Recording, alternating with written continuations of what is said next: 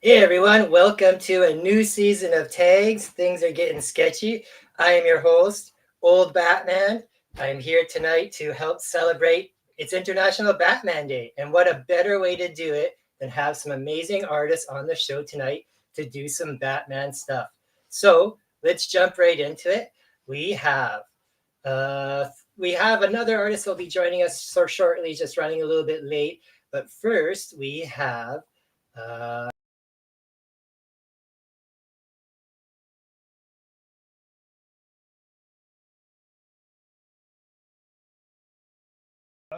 Well, let's see.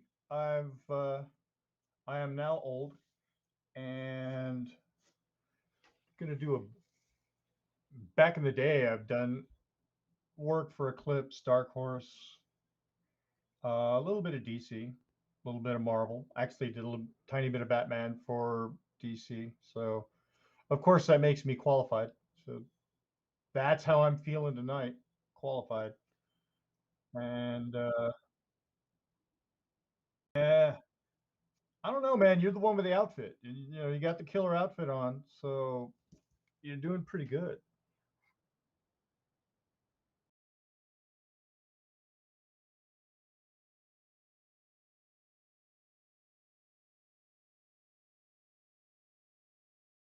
And you look kind of like that very, very, very first Batman, the one in black and white.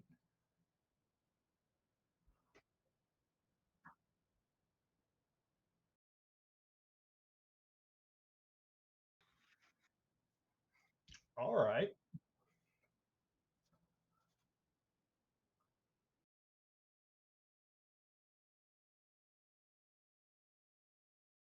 Hey,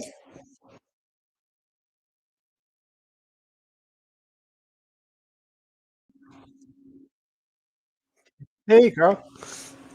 Hi, guys. Yeah, well, it's me. uh, and yeah, I'm bringing it. My name is Thomas, and I enjoy long walks on the beach. And no, seriously though, I do. Uh, well, I digitally sculpt.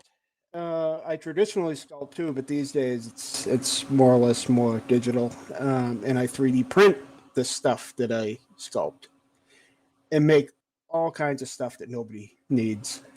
Um, and tonight, you you can find it on curiositiesbythomas.com, which is linked to my Etsy shop. And there's actually a coupon for $5 off all weekend on there. If I think it's automatically applied if you buy something over $25. Um, but tonight, I'm going to be making a Viking Batman, if you can believe that. Providing I can pull it off. We'll see.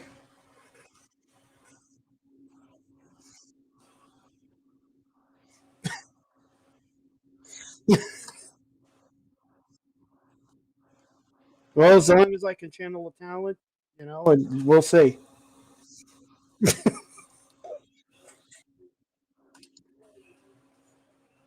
Is this a machine you built? No, for the 3D. oh, for him. Okay. Oh, yeah, Yeah. it's more or less a gaming PC that has 64 gigs of RAM in it and uh, a lot of terabytes of hard drive space and a pretty high end NVIDIA GPU in it. So this stuff is pretty taxing on a system. Oh yeah. Uh, so yeah, I had to drop a lot of RAM and a decent video card into it. So it chugs along and it gets really hot. Let me tell you. Sure. And I'm in Tucson, Arizona, so we Ah, don't need me adding to the heat out here. It's we're in fall now in Winnipeg, so it's gone from plus 30 to barely above 10. It Oh, dropped really jeez. fast, but it's not too bad. So I do not like the heat anymore. It's just way too hot. Again, being older, I just can't handle it. Yeah, I But prefer the colder weather myself. I do as well. So I like this fall. Hopefully it sticks around. Carl, it must be hot down there in North Carolina still. it has been. but it's kind of calming down a little bit. Okay. I was going to say the machine I'm running, I usually run when I'm doing Photoshop and stuff. I picked up an old dual GPU AMD video card. Nice. It heats my room. Oh wow. Yeah. And you probably Uh, hear it's like a dual. It's like a 5 or 6 year old video card. I picked it up right before the card prices went bananas on eBay. Everybody's doing the crypto mining, and it's raging overkill for what I do. I could render video with it pretty well. Uh, but when we were running tags till 10, by the time 10 o'clock rolled around, Linda would open the door and go, "Whoa, what's going on in here?" Yeah, so it cranks the heat out, and it's one of those kind that's got the blowers. It blows like the heat straight out the back of the computer. So in the winter it's okay. So uh,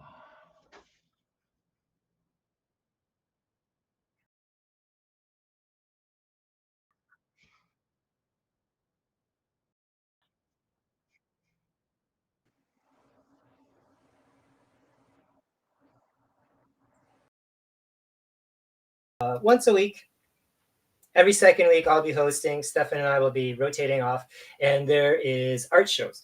So we usually have 4 artists on, rotating crew of artists, all from different parts of the world, like I said, from all continents and all that. And everybody does art.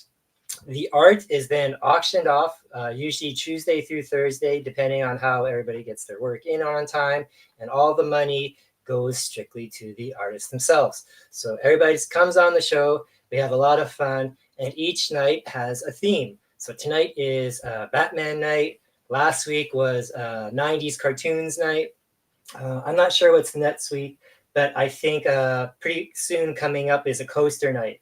And coaster night is one of my favorites because as much fun as it is seeing all these guys do these giant pieces.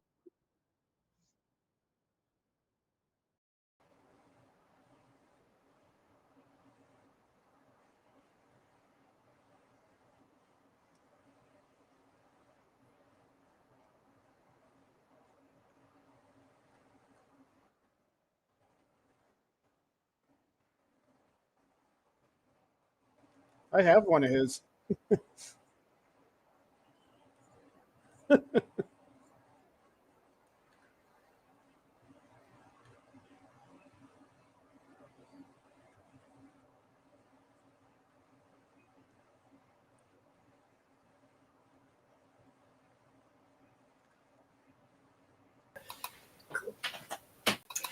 All right, cool. But I have a couple of things, like I said, from Karl. From Karl with the coasters. He has a Yogi Bear Terminator me. I got that one done. Nice. And I have the Popeye John Wick from Karl as well too. That's pretty cool. So, I have a Batman tick from Karl. that's pretty cool. Yeah, that's awesome.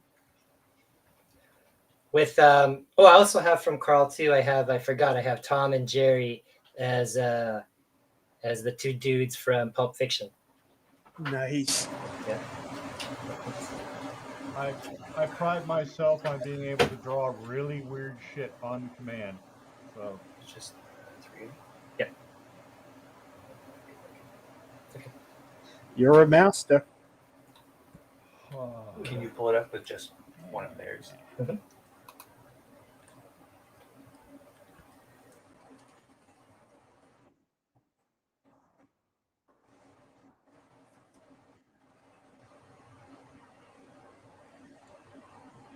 I can hear you.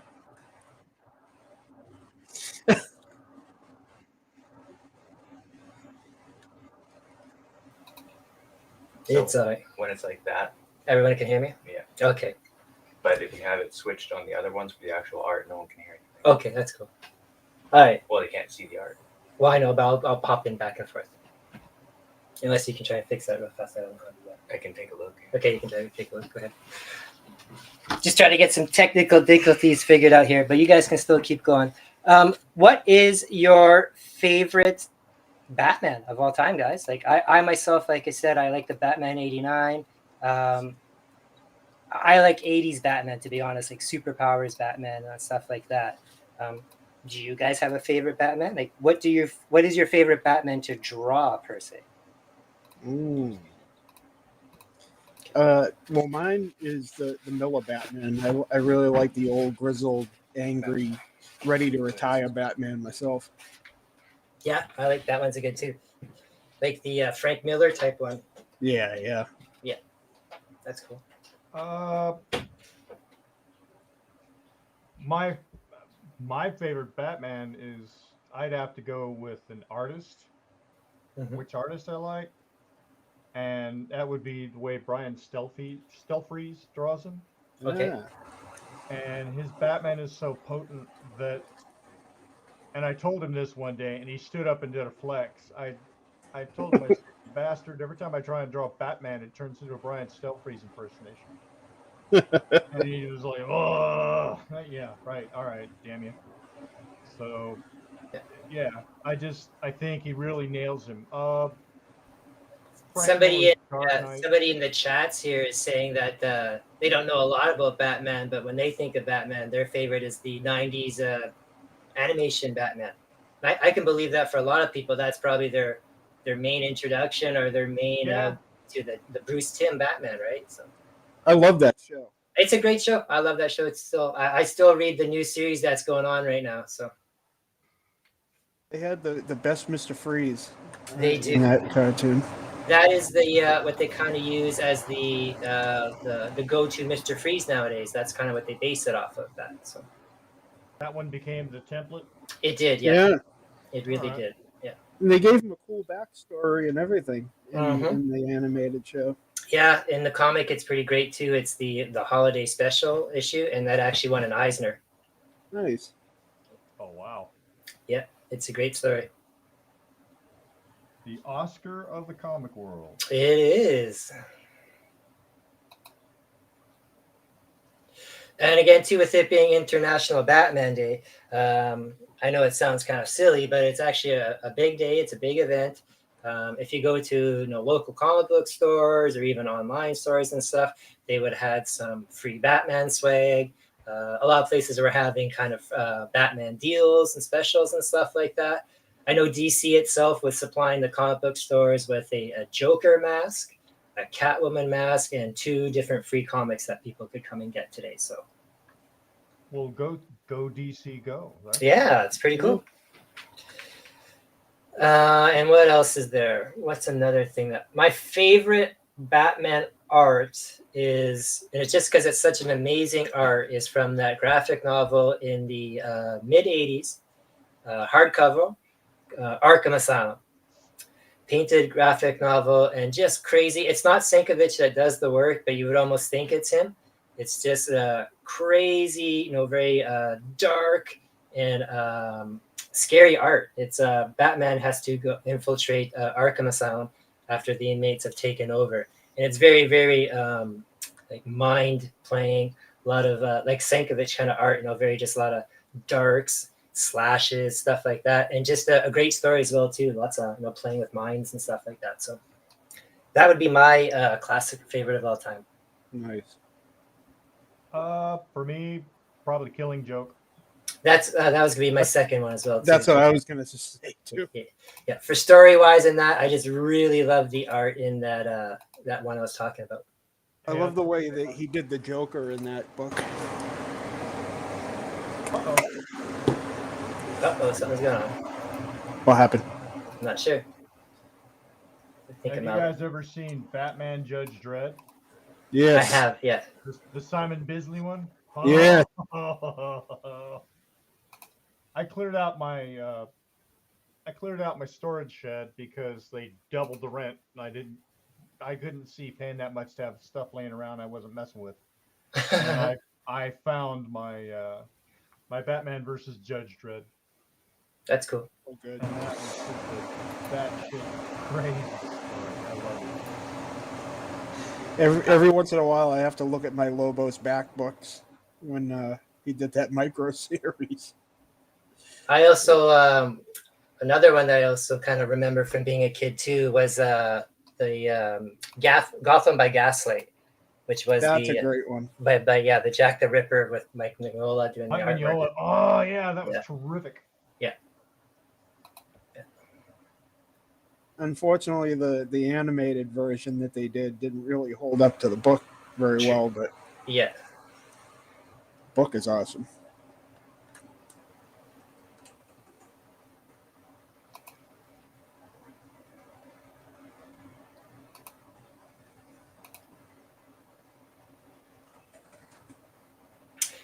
A lot of those, I haven't seen a lot of those new DC animated movies, but I know a lot of people do like them. A few that I have seen have been pretty cool because they are kind of somewhat faithful to the original material, but definitely more mature themed, which is nice. So, Right.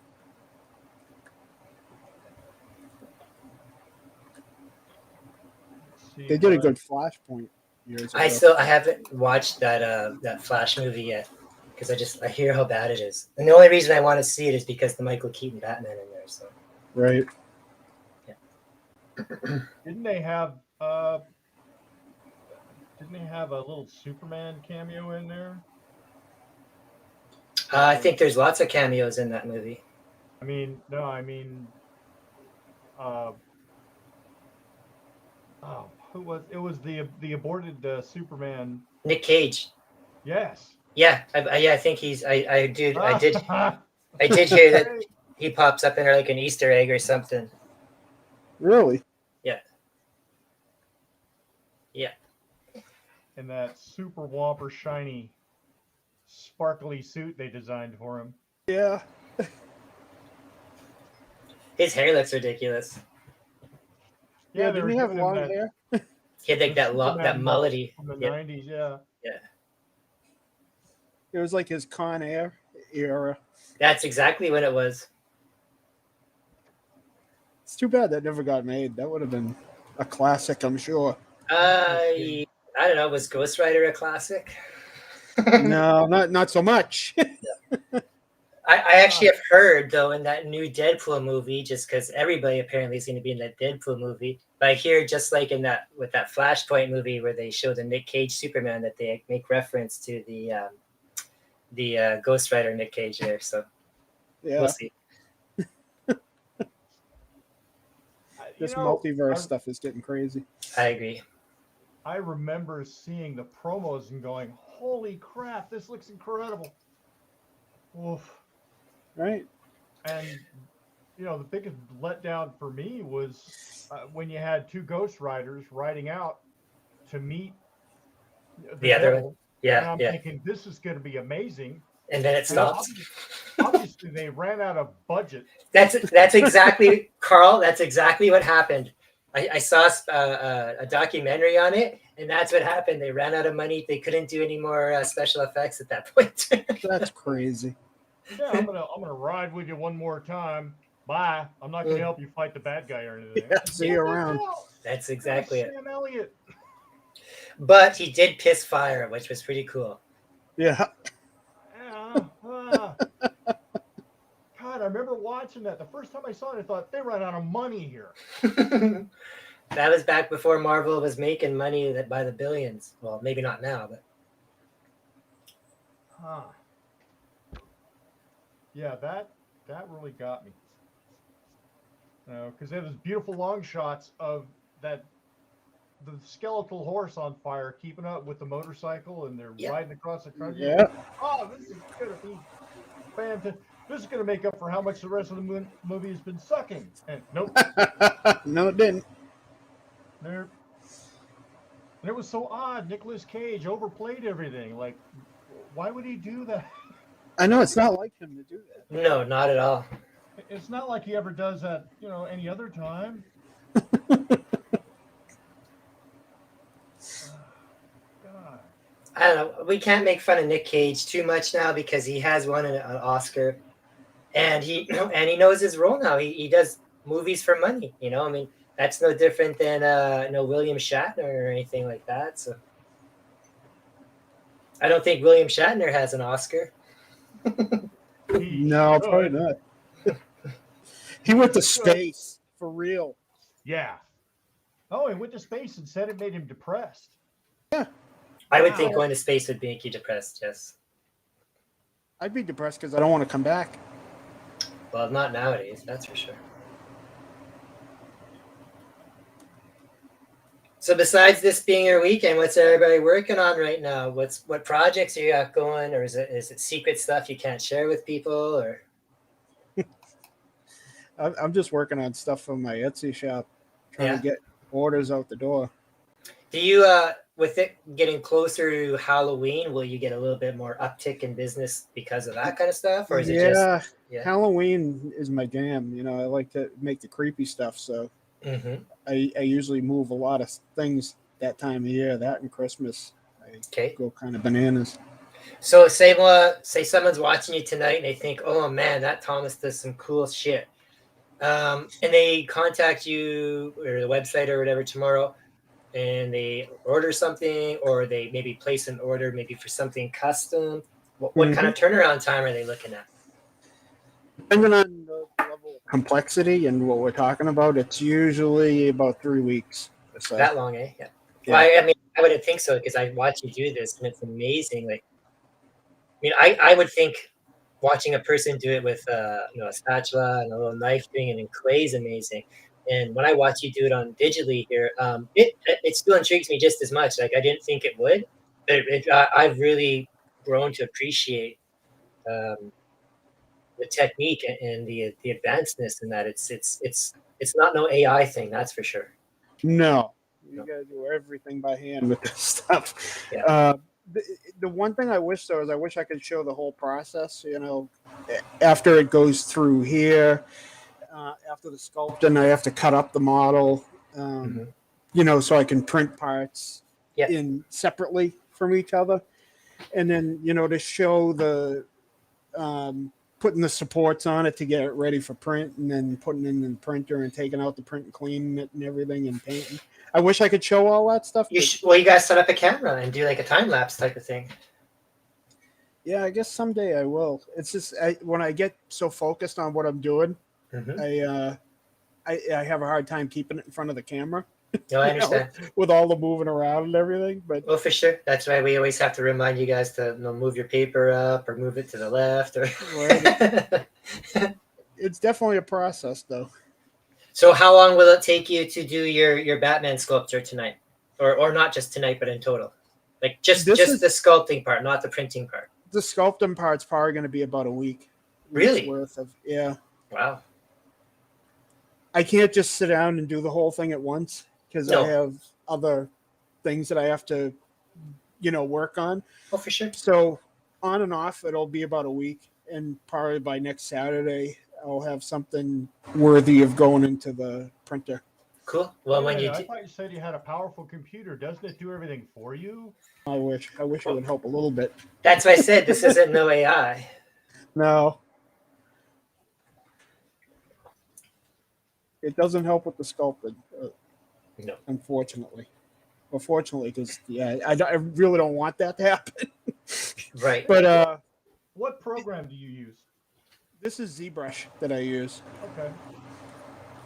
And it's pretty much the industry standard now. It's like if you see Game of Thrones where there's a dragon flying by, he started in ZBrush. King Kong, Godzilla, the latest movies from them. Sure. ZBrush. Now, Karl, is that something you dabble in as well too, or? I'm a Luddite. Yeah. And I'm beginning to view the learning curve on that stuff as maybe a little too steep for me. That's why I'm always so scared to start doing all this technical stuff too. It scares the hell out of me just because it's like, hey, I hit a button. Now what? I don't even know what's happened. Everything's gone. I thought I was all ready tonight, and I had Stefan on the phone with me about an hour before show. So it's his favorite part of everything. Well, no. I mean, at one point, but that's the whole reason why we went for this bi-weekly schedule, so we could have weekends off, right? So, but again, first night of the new season, it's all good. How are you finding your ink going on? Uh, Pretty good. Yeah. I'm so picky about that stuff. Uh, Are you paintbrushing it, or is that one of those paint markers? nah, that's a brush. That's In what I fact, thought. it's a Windsor Newton Sable that's kind of fallen apart on me, but I'm using it specifically because it's falling apart on me, and it's not giving me one of those that the really smooth lines that I usually shoot for, Okay. because I want it to, you know, be a rough things here. So, plus I'm going to be laying down a pile of darks, so I might as well using the brush that's coming apart on me. True. When I don't know if you're familiar with anchor Nathan Massengill or not. Again, if I saw the work, probably names I'm horrible He with. he inked a lot of Ed McGuinness stuff on Deadpool. Oh, okay. And, Yeah. I was I'm working on something, and he goes, "Why are you filling in all those big darks with that brush?" He says, "Does that brush do exactly what you want?" I said, "Yeah." And he says, "Why are you wearing it out and doing that?" Oh, okay. Oh, I see what you're saying. Yeah. Save it And for it's when you true. need it. About every third brush I get my hands on will do what I want, and the rest just feel like junk. So I'm following his advice, and I'm only using them for the really pretty lines. Okay. Yeah, still using the same water-based Pelican ink. Okay. I got a question for you guys. Super important. Uh-oh. Who is your favorite Batman like sidekick? Harley Like- Quinn. Oh, yeah. Oh, I man. wasn't gonna think Harley Quinn, but okay. I guess she was a sidekick for Batman. Yeah. Geez, that's a tough one. Not really down with the sidekick so much. I guess Oracle. Well, yeah, I was gonna say it could be Oracle. It could be any one of the Robins because there's been so many of them. I used to hate the new Robin, like the youngest one, Damian Wayne, the son of Batman. But I've actually grown to like him. I've always liked Dick Grayson as the best Robin of all, even though he's Nightwing. But I've actually grown to like Damian Wayne as the second best Robin, I think. Nice. I've always preferred Batman as the lone sociopath that he is. Yeah, I like that too. Yeah. Because the dude ain't right. He's crazy as shit. He's having in the current run right now, written by Chip Zdarsky. He's having all kinds of crazy issues like that going on. Yeah, he ain't right. Yeah. And I just think it's funny that you can tell he's crazy, and he gets all uppity with other characters. I'm like, Right. You're nuts. Yeah, No. he's total contradiction. And again, I never really think about it too much until it gets pointed out. But man, he does love putting kids in danger.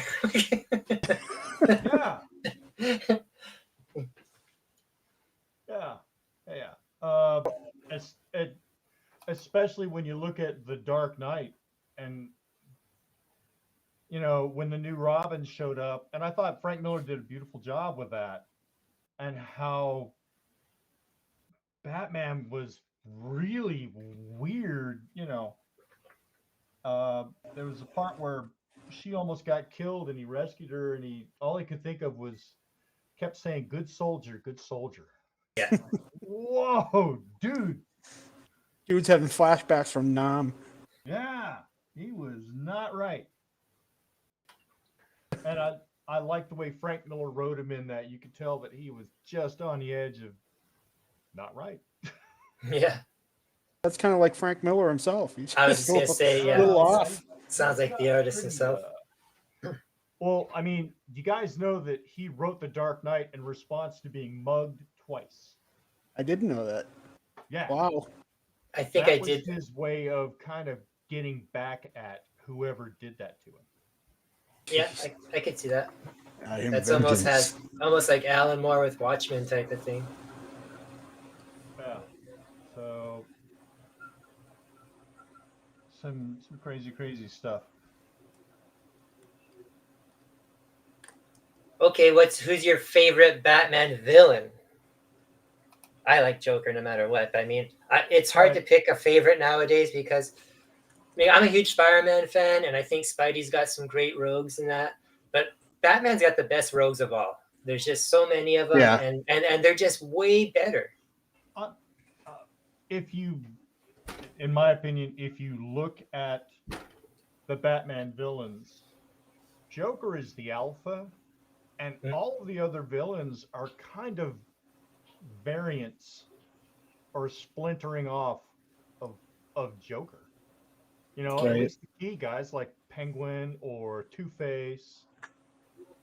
So Scarecrow, even, yeah. yeah, you know, there's all this batshit crazy, and then Joker is the alpha batshit crazy. True.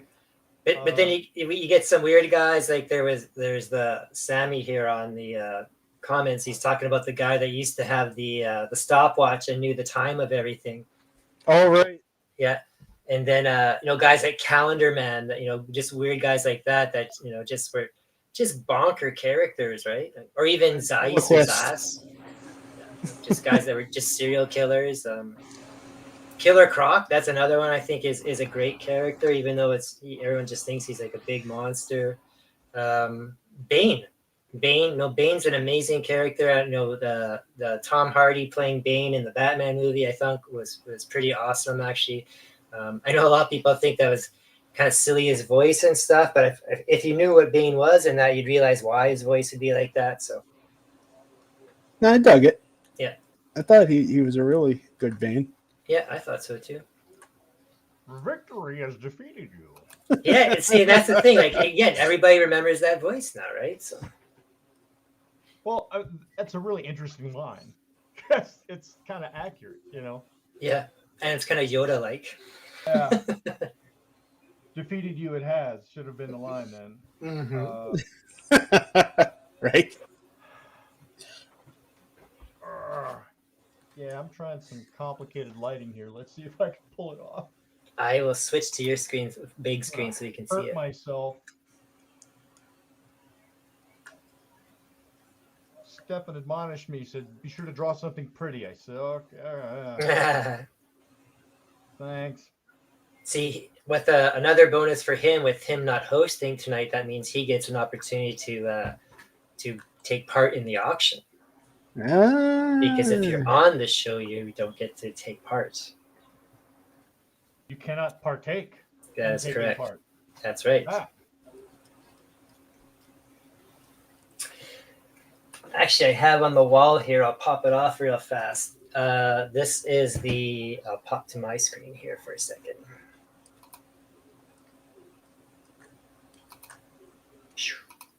This is the artwork that I got from Karl. He did these. Look at that. Yeah. So I got Beautiful. Those are sketch covers. Yeah.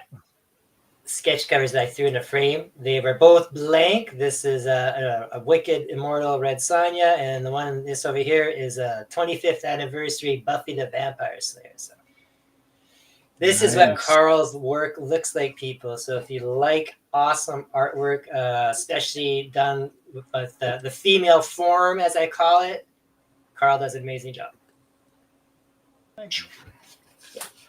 He does a good Yogi the Terminator bear too. So.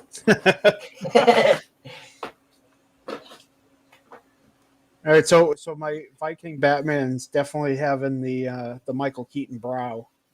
Yeah. Yeah. Take a peek here. Oh, I see that. Yeah. Oh yeah. But it also very much has that Bruce Timm nose, though, like the animated series. Yeah, he's going to be an amalgamation, that's for sure. That's cool.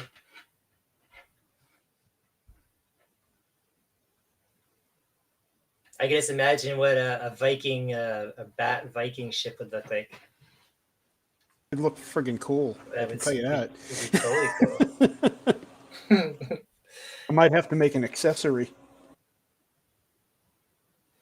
Oh, Sammy wants to know what the computer-generated thing for is. That is where Thomas will originally do the sculpting here, and he'll work on that for about a week or so. And that means that once he's done all the sculpting there, that will be used to be the template for a 3D printing.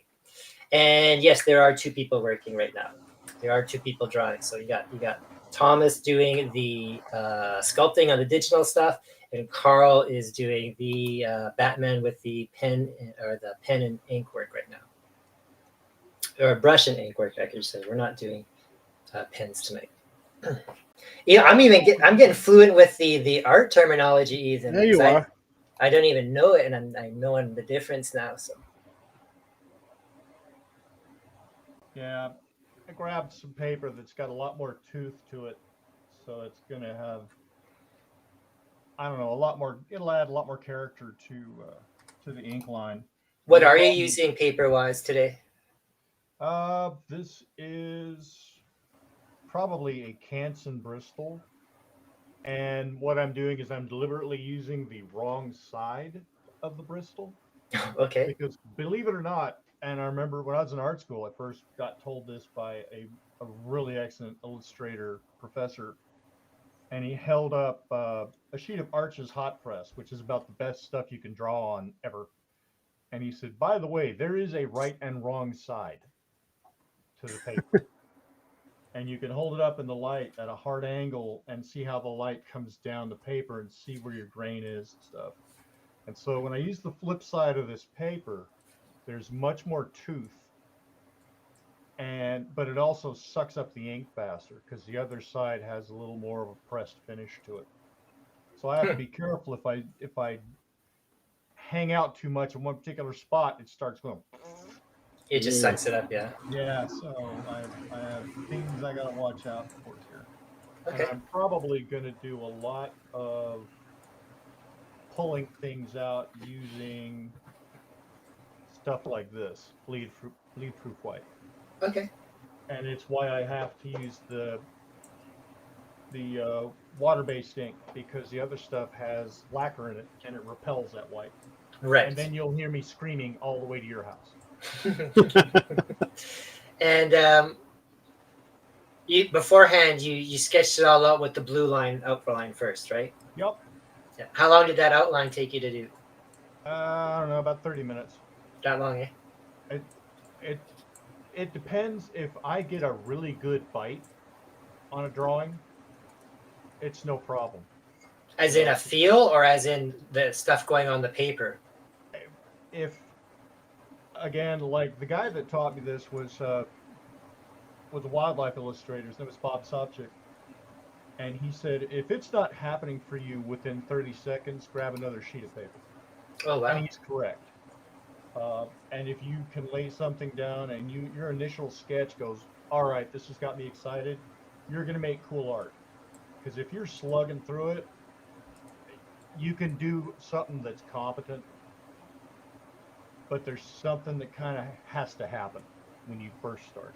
Right. So I got lucky tonight, and I sat down and went, all right, okay, here's what I'm doing.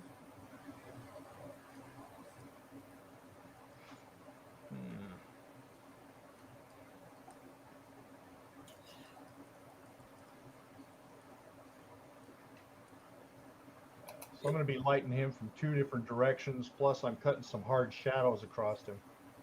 So I'm just trying to anticipate how that is all going to work out. And he's kind of flying down, like leaping down towards something, right? Or is he leaping? Yeah, and I'm going to do some bats here that are just going to be solid, like Bruce Timm sort of solid shapes, graphic shapes. Mm-hmm. So, all of this is just my usual by the seat of my pants bullshit. So, what's the size of that? Is that 9 by 14 or this will be on this 11 by 17. 11 by 17? Sorry. Yep. Still working on my paper sizes. My dad would know that. My dad was in the printing game for decades, and decades. So he would know. I was too. Oh, yeah, too, yeah. Yeah, So I used to run an AB. The other terms for it, like A4 and A7 and blah blah blah. Yeah, he would know all that stuff, and he would know, like you said, how ink takes and stuff like that too. So, shout out if he's watching tonight. I'm not sure if he is. I know he said he might pop in and out, but.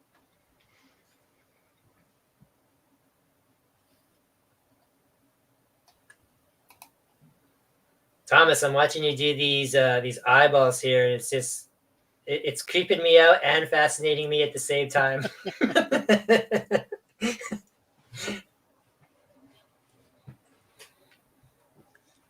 Yeah, once I get to the eye sockets, that's when it starts coming together and actually looking like a face somewhat. It kind of reminds me, and I'm sure this is probably what they use nowadays, because you said they use this tool for almost everything. When they do those like face recreates for dead people, like when Yeah. they find a skull and then they want to see what they look like alive. Like Yep. forensic kind Yeah, of like forensic. Yeah, forensic. I think they call it forensic modeling.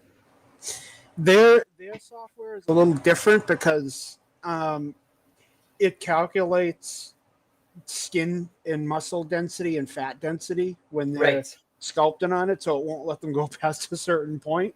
But what about the people that do it with clay and that? They're just doing that all by. Yeah, they have little markers. that Yeah, they put. they almost look like little pencil erasers, and you put them all around. Exactly. Yeah, I've seen Yeah. that. Yeah, almost So like when a they build shim. up, yeah. So when they build up the clay, they know not to go past that little marker. Mm-hmm. Yeah, that's really cool.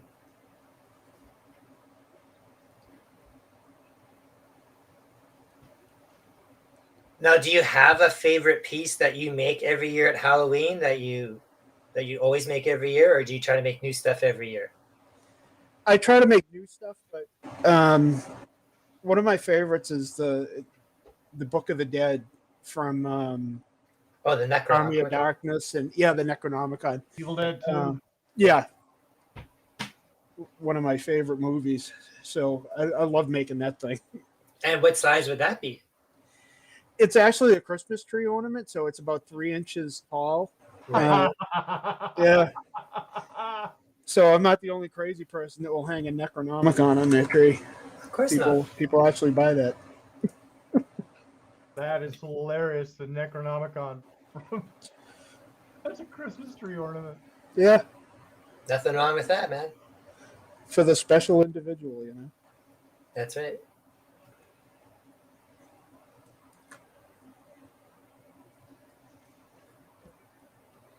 Now, do you guys? I know it's still a little while away, but as soon as summer's done, I think of Halloween instantly because I'm a freak. Do you guys get a lot of Halloween in your area? Like, are you guys in rural areas, or is it in the States where they still do trick or treating? And that it's changed a lot in Canada. They don't really, not a whole lot of trick or treaters and stuff anymore. So. It's pretty scary all year round here in Tucson, Arizona. Is it seriously? Yeah. Is that like a rough town, or is that like a rough city? Or it's pretty rough. is that like the Detroit of Arizona, or what? I don't know. I don't know if it's Detroit level, but it's been pretty sketchy these past few years. Really, eh? I mean, it's getting sketchy everywhere. Like a couple of weeks ago, there was a little altercation in the apartment complex, and this guy walks over. One of my neighbors walks over, and he's wearing sweatpants with a big gun sticking out of his sweatpants.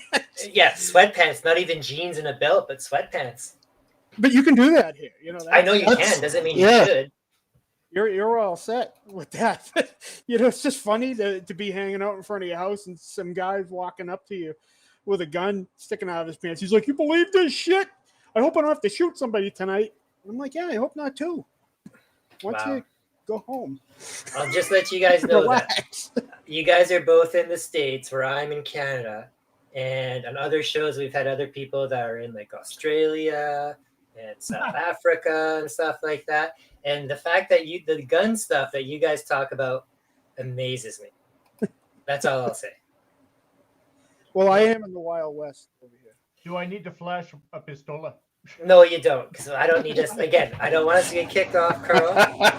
It is hilarious because I'm in a particularly gun-heavy county, Johnston County, and on Christmas Day, starting around noon, it sounds like Beirut. And basically, what's going on is all the rednecks are going out back and firing their brand new guns they just got for Christmas. That's crazy. Somebody in the chat here is saying it's easier to get a concealed carry permit in Tucson than it is to get a driver's license. Oh my God. Yeah. That's a bit much. That's crazy. You know, So in Arizona, there is marijuana or cannabis legal? It is. Okay, so that's all right then. I was gonna say, lots of those places in the States, you're allowed to have guns, but you still can't smoke weed, which is ridiculous. I'm No, not you sure can. which is worse. Do we want you high and armed, or Well, I don't think you need to be armed at all, to be honest. But no? But if it's going to happen, you know. But then again, you know, here in North Carolina, you know, it's a really good redneck party if you show up and there's gunfire. or it's a Sunday. That's a lively party. That's just Well, a Sunday, isn't and it? it's not because they're mad at each other. It's just they're out back shooting. Right. Unfortunately, they're out back shooting drunk. Right. And They- the one thing that I always am amazed at is like when people like Texans and all those people or stuff are shooting their guns in the air, the bullets come down. You know, like I mean, Ah. they might not come down right next to you, but they're coming down somewhere. It depends. Sometimes If you're running straight up, don't sweat it. I watched Mythbusters and they did that. Right? The Yeah. problem Okay. is when you go at shallower angles, then then it becomes really spooky. And Sometimes they the- come back down in a bird. a point I was gonna say, You know, if you didn't manage to get your fireworks, your 12 gauge is redneck fireworks. So Right. there you go. and a point that someone else has made in the chat here, and I was gonna say as well too, is like if you're smoking weed, you're too mellow probably to shoot somebody. I mean, Yeah. You're how many looking for times? the Cheetos. How many times has like Snoop Dogg had a gun out, and how many times has he actually shot people? Not too many times, you know. Like My favorite thing about Snoop Dogg is he is best buddies with Martha with Martha Stewart. and That Willie is Nelson so too. great. We'll Willie figure that Nelson one out. too. Yeah. Well, it is not. Or maybe it is a well-known fact, and people don't talk about it too much. One of the businesses that Martha Stewart invests in is a weed business with Snoop Dogg and that. So, What?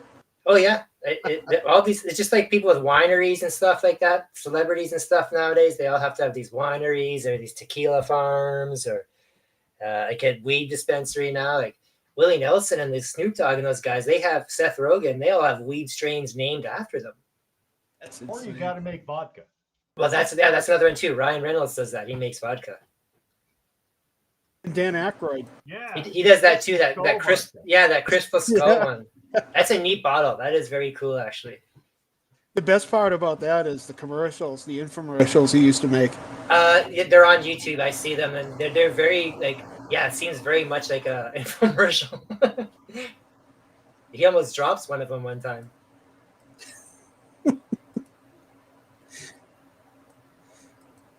He has a whole backstory and rich lore for that. Yeah. Well, his family is that's one of the reasons he made Ghostbusters and stuff. His family has a big background in the supernatural and that. In the paranormal. Yeah, exactly. He was on Rogan telling ghost stories one time, wasn't he? He goes on lots of places. He has his own, I think, his own podcast and stuff even every once in a while too. I must say that the Batman right now with the dark, I know it's probably not a mustache or maybe it is a mustache. It looks hilarious. Yeah, Yeah, we'll that's get it the figured start out. to a mustache.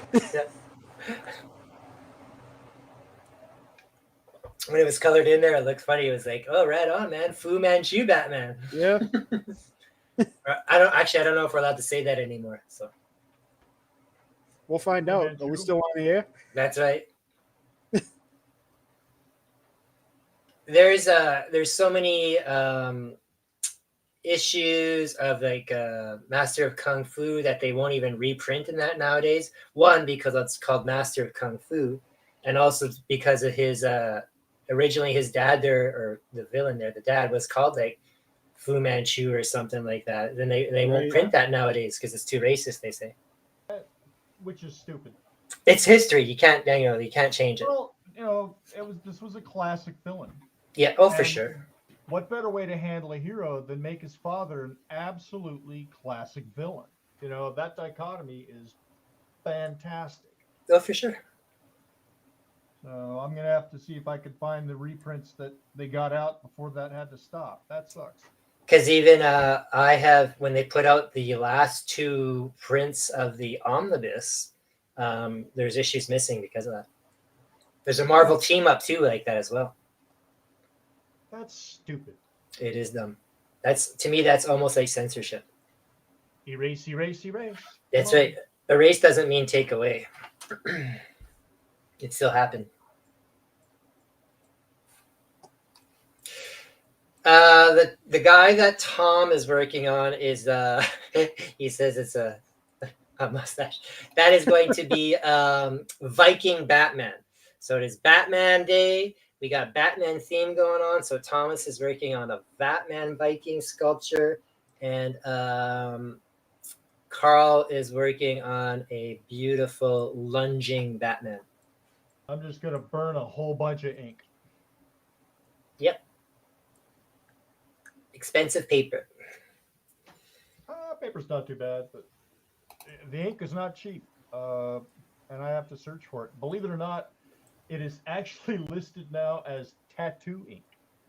I think we were talking before, maybe it was you or somebody else, how a lot of these inks and supplies and stuff are kind of hard to get at the moment, or have been for the last little while even.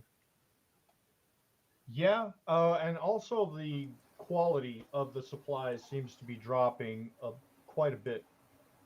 But the quality expense is going paper. up though, right? Yes. Yeah. So it's That getting figures. shittier while costing you more money. I know Perfect. that feeling. No, it's always my favorite thing. And you end up going, if I'd have known this 5 years ago, because you're Right. used to walking into the art store and going, here's the stuff I normally buy. Right. Well, And 5 years there's ago, my if stuff. we there's a lot of things that we would have known 5 years ago that for sure would have changed. Yeah. Thomas, with your system there, like the software and stuff like that, how often do you have to update that, or does it update every on its own, or do you have to buy new attachments to it type of thing, or do you have to just buy a brand new system every once in a while? How does that work? Geez, I hope I don't have to buy a brand new system. I don't either. yeah. It's the cost that I run into the most is with the 3D printing with the resin, Mhm. and that keeps going up and up and up. So Right. that gets kind of scary because I buy a lot of resin Right. That every week. Does that come like liquid and then you have to pour it together type of thing, or does it come like? Yeah, it comes in a kilogram bottle Okay. of gray resin, and they run about $30 a bottle now. Okay. And I have to buy at least 2 of those a week. And Oh, so like the piece you're working on today will be about 3 inches tall, roughly? This guy will Yeah. probably be about 10 inches. 10 inches? Yeah, Okay. when it's all said 3 and done. inches was the book. So a Yeah. guy like this that's 10 inches tall, so roughly like a standard action figure size. Is that just one bottle of epoxy stuff, or sorry, of the stuff, or is it more than one bottle, or you get multiple? Would this size project give you? He could be a quarter of a bottle. Oh, When okay. it's all said and done. Okay. Most of the parts are hollow. I was just gonna say that, yeah. And he'll be a lot of separate parts, and I'll slice off the arms, and hollow them out separately, and then cut and key them, which means there'll be keys on one side, like a little protrusion here, and a void on the other side where you can fit it together, Right. and make it almost like a model. Yeah. And then you just kind of fill it in again, type of thing, or? Yeah. Yeah. Well, I don't fill it in; it'll stay hollow. Oh, okay. But I mean, like but- patch it so you don't see the seam type of thing. Yeah. What I'll usually do is take the bottle of resin Hmm. and put it on the end of a sculpting tool and drip it into the crease, Yeah. and then hit it with a little UV light, and then Yeah. sand it over, and it looks like it was always one piece. Yeah. When you do mini work like for D&D things like that, you can do that with super glue and baking soda. Same type of idea. Okay. Exact same idea. And then you can sand it and all that too. Nice. He's starting to look like Kratos now. It looks. I'm really liking it. Even not knowing it's Batman, it looks pretty cool. He looks like the bad guy from Flash Gordon. Ming the Merciless. Yeah, that's I'm right. gonna have that theme in my head for the rest of the night. Flash! Ah! Savior of the universe. And I said Flash Gordon, not Flesh Gordon. I've seen that. I've seen that too. And it's funny, back in the day when you used to, walk into a video place, there was one place I would go to that had, and it was like privately owned. So you had all the regular videos out. Then there was a room where you could go and look at other videos. That room. Behind the And curtain. I'm walking in the regular place and I see a VHS of Flesh Gordon. And I go over to the proprietor and go, "You need to not have this out here." I saw it because I saw my dad watching it. My dad was watching it on TV, like this is a movie or whatever. I was supposed to be in bed, of course, but There's a scene in there where there's an animated monster, and he says something. It's the Tower of Murder. It's where I hang out. I don't remember, man. I just remember seeing some boobies. And the voice on that. Who's the guy that played Coach again? Oh, Craig. Yeah. Yeah. He's the voice of that monster. Oh, wow. Flesh Gordon. Nice. I can't remember useful things, but shit like that sticks with me. I don't. Yeah, know why. that's important. I agree. I have this very trivial brain. I'll remember that. Yeah, Craig D. Nelson. Craig D. Nelson. He was in what's it called? The Poltergeist? Poltergeist, yes. Scariest movie ever. I didn't sleep for years after. Again, I wasn't supposed to see that movie, but I saw it at my aunt's house because it's the 80s. You go out your parents go out. Let's go to your aunt's house. Oh, let's watch Poltergeist. Okay, let's go put you in the attic for bed now. Okay. When I was a kid, my whole family packed up in the car and went to see the movie Annie. And like Annie the redhead? Yeah. What does that have? That's not scary.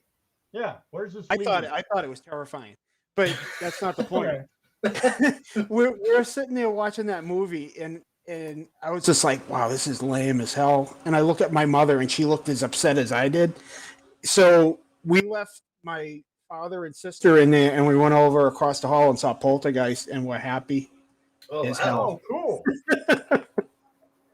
You had a cool mom. Yeah. Totally. She was like, now this is a goddamn movie. All right. When I was in 9th grade, I won a competition to where I was officially the school artist.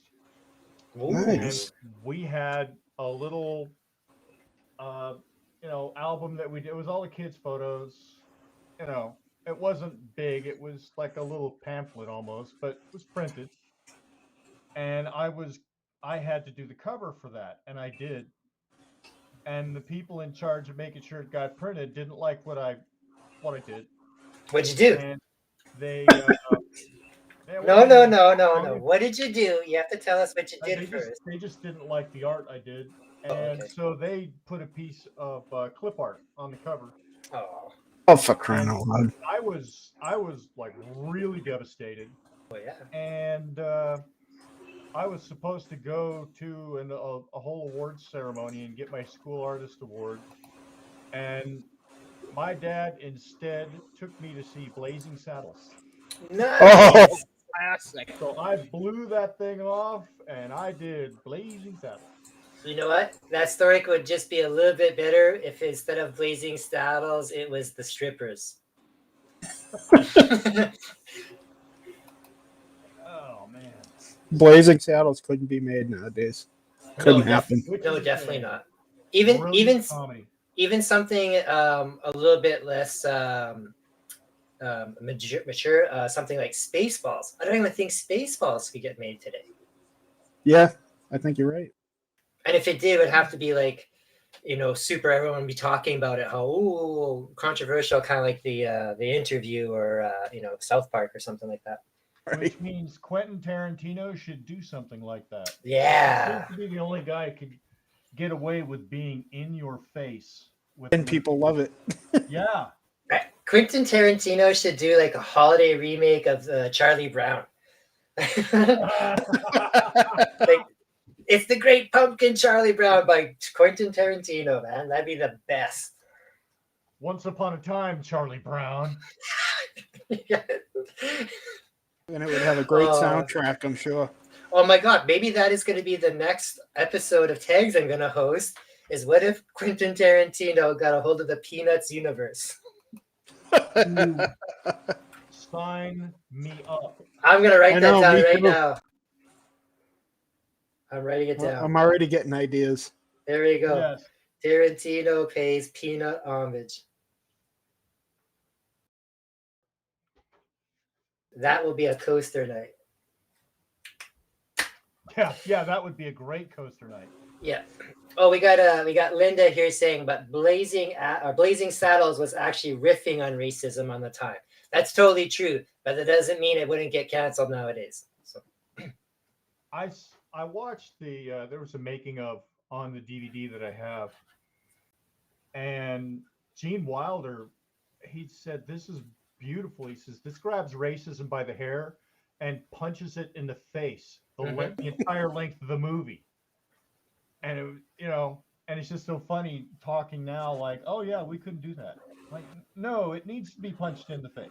yeah. Well, there's certain words you can't say. Well, that's the thing. People nowadays, it's like, I mean, and there's certain words that have been not nice words for a long time, like the N-word and stuff like that. But there's so many words nowadays that are just words that you're not allowed to use, or if you're allowed to use them, they're used in the wrong way. Like I grew up much like you guys, where you had to learn grammar. Well, grammar nowadays isn't grammar, because when someone says they or their to me, I'm expecting more than one person, Right. So then again, that is just a rant. So I think, I mean, no matter what, whether people think they're right or wrong, people don't hear the message when stuff gets said. They just see the ingredients, what's going on, and attack it. Well, They don't. And they run it through their personal filter. That's what I mean. They see certain ingredients that stick out to them, but during the conversation, and that's what they see. They don't see what and I'm not saying for everything. There's plenty of things that have to be, I won't say cancel, but people say just because they want to cause reactions and stuff. But at the same time too, like, you shouldn't be canceled because you're just unaware of something, like.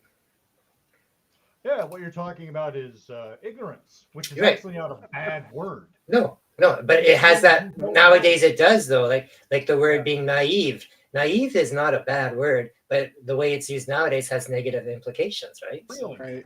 Yeah. Oh man.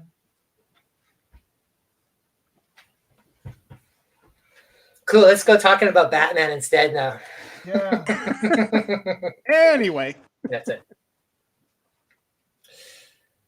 And I gotta tell you, I'm still gonna roll with Jack Nicholson.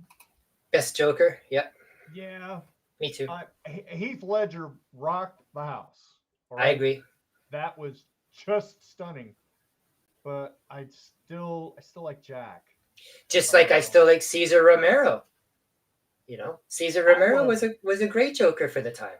I love the fact that he refused to shave his mustache. I know. Right. I saw a big a documentary about that too. How he refused to shave his mustache, and they actually filmed the scene with a different Joker, and then let him do the white makeup. Yeah. Well, wasn't he a bit of a big deal at the time they were doing that? Yes, that's why they wanted him. Yeah. But I mean, his mustache is iconic. Like, he didn't want to cut that off because that was his look, right? Nobody really thinks about it. If you guys ever seen the Fred McMurray show, My Three Sons? Yeah. Yep. Okay, Fred McMurray was a huge star when they shot that series. Sure. And he was only available for a limited amount of time when they shot it, because they had to shoot around the fact that he was a big deal and was making movies. He was making flubber. Hey. Loves me some flubber, man.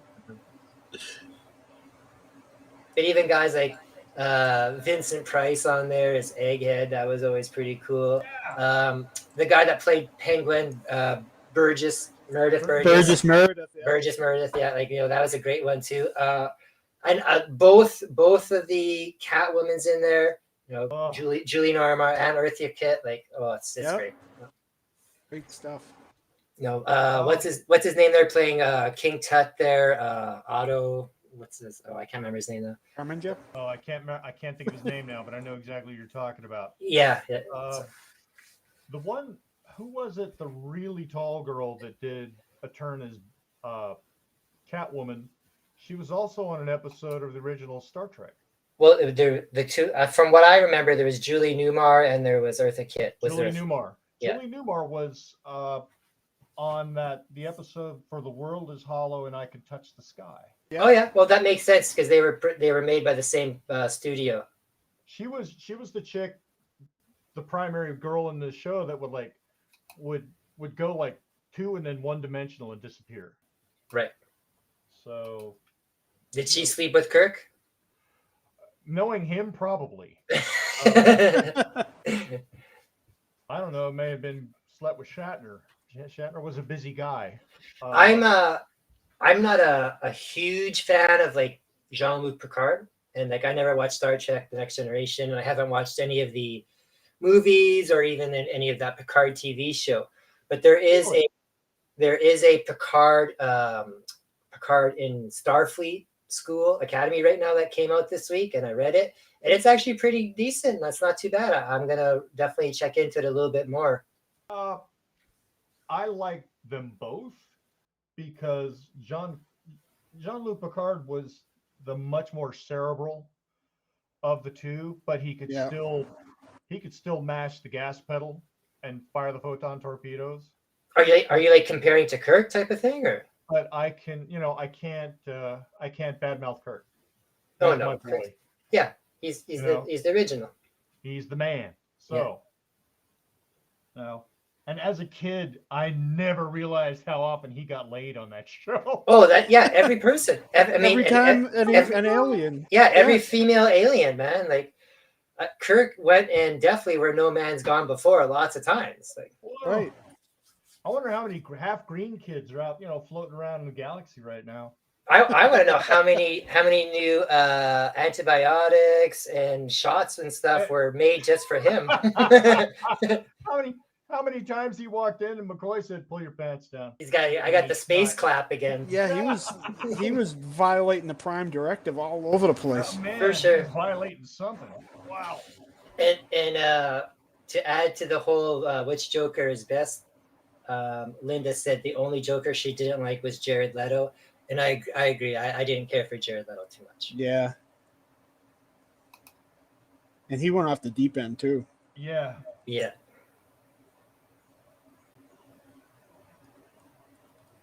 What were your thoughts on the latest version of Harley Quinn?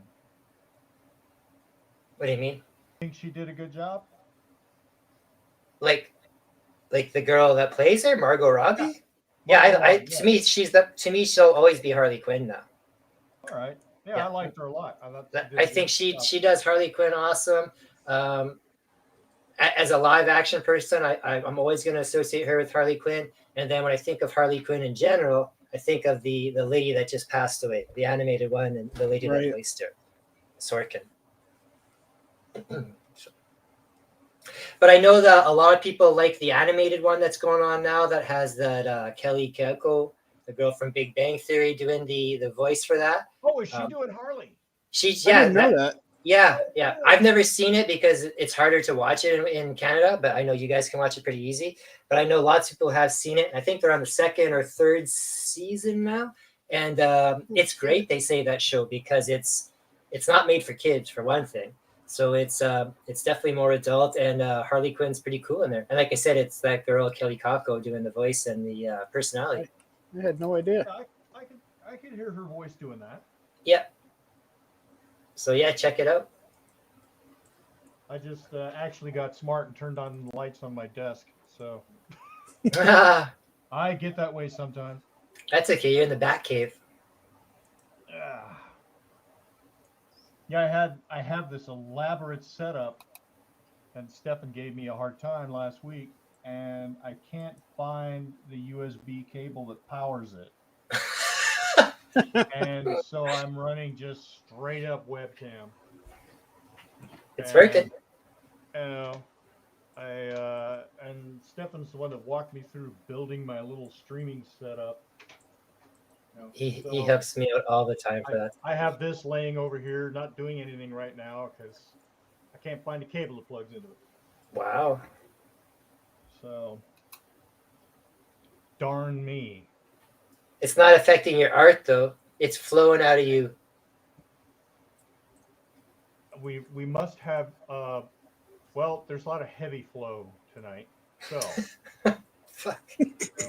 I'm watching my ink levels drop. What do you guys think I'm talking about? What is wrong? I don't know. It sounds like it's going in a different direction to me. Yeah. Oh. It sounds like I gotta steer it out of the spin pretty fast. Having a heavy flow night. The art. We'll just jump over to Viking Batman here. Viking Batman's got the skull cap on right now, so Yeah, I have to build him a helmet. I saw you working on that. I could see was that the faceplate that you had out separate there a little bit earlier, like the cowl, or no? There's basically he's gonna have that eye guard that the helmets have, and then I'm gonna work some pointy ears into it. Cool. We'll see how I do that because I don't even know how that's gonna happen yet. You will flow into those ears. I will flow into those ears Okay. if I don't get too bitchy to do it. You gotta have some leathery bat wings right on its forehead. Yeah, I'm still trying to figure that out. How I'm gonna do Or that. or you could do the face mask part. Could be like the leathery bat wings. That's possible too. Thanks, man. Now I don't know what the hell I'm doing. Sorry. We'll have to see. I'm complicating it. Careful how much So- you validate. Our Well, whole stay team thinks tuned. all that. They're great ideas. Just, This is why when you buy action figures nowadays, they cost $45 and they have multiple head sculpts. right. Hands in different positions. Yeah. All of a sudden, I'm thinking of Big Bang Theory, where they're going. Who was it? Amy Farrah Fowler. They're dolls, action figures. Yeah. Playing Action with your dolls, action figures. They weren't called dolls in my house when we were kids. They were called guys. Guys are action figures. Hey, look, my dad called them funny books till the day he died. So Funny books. Right. Yeah. Comic books with funny books. get your funny books off the table. Okay, Dad. Fine. I'll take my X-Men elsewhere. My X-Men funny books. Yeah. They just killed Thunderbird. Yes, it's a funny book, Dad. Great. So, man, this paper is soaking up the flow. I can notice, Carl, when a couple seconds ago when you switched your light on there, I could notice the difference in the ink, like you said, when it dries, it's a lot more matte, and that's because it's sucking it up, right? Oh, and you can see it just dry as it goes. Yeah, that's what I mean. Like you can see the color lighten. The secret is it's not dry. I have to be careful or I'm going to get handprints all over everything. True. So You don't wear a glove like a lot of artists do nowadays, or no? I prefer to go commando. Yeah. So that's how we're going to roll that. What are we talking about? I had an inker friend got a book that was like all of the top end inkers, and it was all of their tips and tricks. And one of them was like, never ink on original pencils. And I was like, coward. That's what whiteout is for.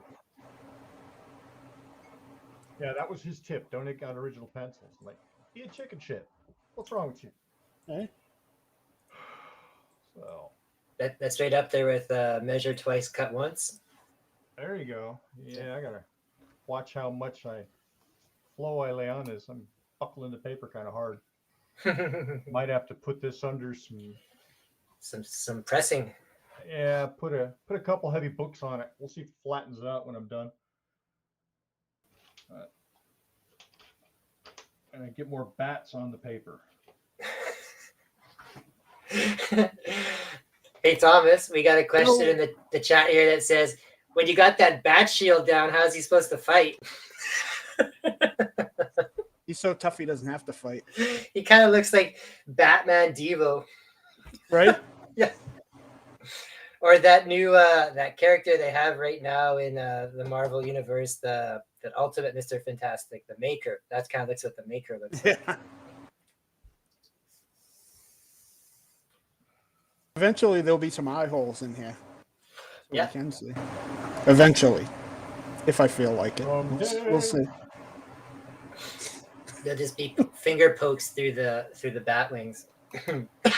Yeah.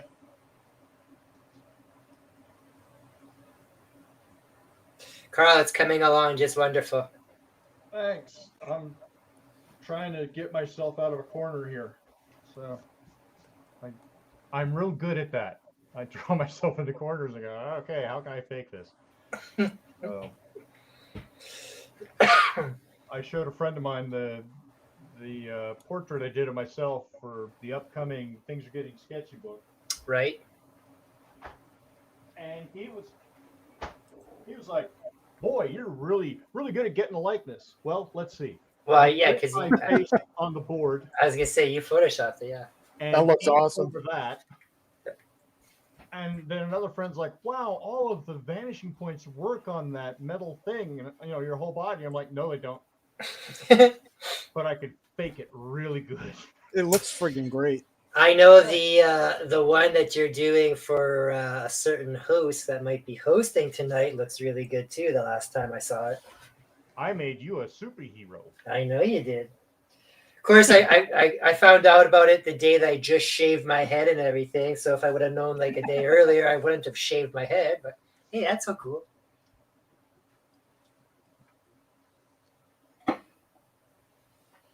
Yeah, I'm gonna have him kind of erupting out of. There's gonna be all these bat shapes kind of erupting out of the lower right corner, Mhm. and I'll leave a lot of white space here, white space here. Give you some cool like positive and negative space going on, and we'll see if that works. So someone like Stelfreeze would have gone, oh, here's a thumbnail, make sure it works. I'm like, all right. It's you got a batgasm going on there. That's right. Doing my best. Now, I've only seen you do work with just the black and whites there, Karl. Do you ever do in color, or do you always leave it for somebody else to do color, or are you just anti-color? Like, Damn that color all to hell. No. I tend to think more in black and white, and I never really did too much color. I'm not very good at it. Okay. So like with something like you're working on today, so if this was going to be like for a comic per se, so you would do that and then you would send it to somebody else to color, and would you have input on the coloring, or would you do it together, or would they do it? Like, how does that work? I would throw it at someone I trust, like Wesley Wong, and go, knock your ass out. Right. Yeah, because you've worked with him lots. He'll hit me with it, and there might be a couple of tweaks where I say, here's kind of what I intended with this, because he can't read my mind. Right. But usually, like when Wesley's been coloring Axel's Infernal, which we're going to be kickstartering next month, and he nails stuff on this page is about 95%. He's awesome. I very rarely have him recolor anything. All we do is tweak a few things, and I say, hey, could you, and usually I ask him to drop stuff back just a little, because he works himself up to death, and I'm like, man, work less. Okay. Because my inking can get so gnat's ass. And so we decided, I asked him to go with more of a watercolor, don't stain the lines kind of approach, and I love it. And so he knows now he can, he doesn't have to take all these little shapes and map them out in Photoshop and then carefully airbrush them in. He can just gonna go like, thank you. Okay. So my question is now, so when somebody say you give him that piece that you have in your hand right now, you send that to him wherever, digitally, paper, whatever. By him just looking at it, should he be able to tell what you were going for, or does he still have to confer with you just to make sure? Because I know, like, if you're not thinking super colorful and you're thinking darker and shadier and that, and he does it super colorful, then that's a totally different looking picture. Now, is that something, like I said, is that something that you guys discussed beforehand, or is he be able should he be able to tell just by that drawing you sent him? He's really good at just picking out how to do stuff. Okay. And I might throw something like this at him and go, hey, what do you think about going with like a warm light source in the lower right and a cool light source on the left or something, and leave it alone. And 9 times out of 10, if I don't say that, he'll come up with something really interesting, and I'll be like, hooray, we're good to go. So yeah, I love his stuff. And then I'll kind of throw the same question towards you, Thomas, but I'll change it a little bit different. I know for all your stuff here too, when you're designing it, when you're sculpting it, when it gets printed, do you have a color scheme in mind? Because you hand paint everything afterwards, correct? Yeah, well, here's the problem with me is I'm colorblind, like really, really bad. Oh, seriously? Yeah. So, like, if you look at how I'm working right now, yeah, I work in grays, like grayscale. Is that what you see actually? Like what we're seeing is what you see? Pretty much. Okay. I have a really, really hard time with like skin tones and things. So I'll have to import a photo in here and color pick from it to get like the right skin color and everything, because I can't see it. Do you dress like a weirdo? Yeah, I do. Yeah. I wear all black. Yeah, I wear all black most of the time. Okay. I'm Batman. But it's always been a problem being an artist my whole life and being colorblind. So I used to just do things like in black ink and pencil most of the time. Yeah. Color is just a problem. That is amazing. I would never guess that you were colorblind. But that's like people, I mean, a lot of people know nowadays, but Mozart, or was it Mozart or Beethoven? One of the two was deaf, right? So I mean, like, right. Beethoven. Was it Beethoven? Yeah. He'd put his head right up against the piano, so he right. could feel So, vibration. I mean, that is amazing. It's no fun. But have you seen those glasses that like can make you see in true color? They're expensive as hell too, but yeah, I've seen those. Have you ever seen in color? No. No. Okay. So I don't know what I'd put those on. It'd probably blow my mind. I know when I was a kid, I'd look at my mother's album covers, and the colors on the album used to flash at certain points. And I mentioned to her, I was like, it's weird how the outside of this album cover flashes like that. And she's like, what are you talking about? It's not flashing. I thought it was a special effect, and I was a little kid. So at what age did they finally figure out you were colorblind? Probably 12 or 13 is when I was actually diagnosed with it. So you didn't realize that the world didn't look just gray like that? Or did you realize you just didn't like you knew but just didn't say nothing? Well, when I was playing with my Crayolas and stuff when I was really young, my sister would be like, "Why is his face green?" And I'm like, I don't know. I thought it was right, and I used to ask her, what color all my crayons were that didn't have the paper on them anymore. Right. But you can tell like shades and stuff like that. You can't just differentiate color to color. So, yeah, some colors I can see, like yellow. It's pretty hard to mess that one up, but I have messed that up too by having a really light green. Okay. So yeah. From the chats, we got someone saying, Tom, tell them about the time we went out to the Photon Arena in the beach. Oh my God. Does that sound familiar? Yeah. Well, Photon, you have two teams. So you have your red and green.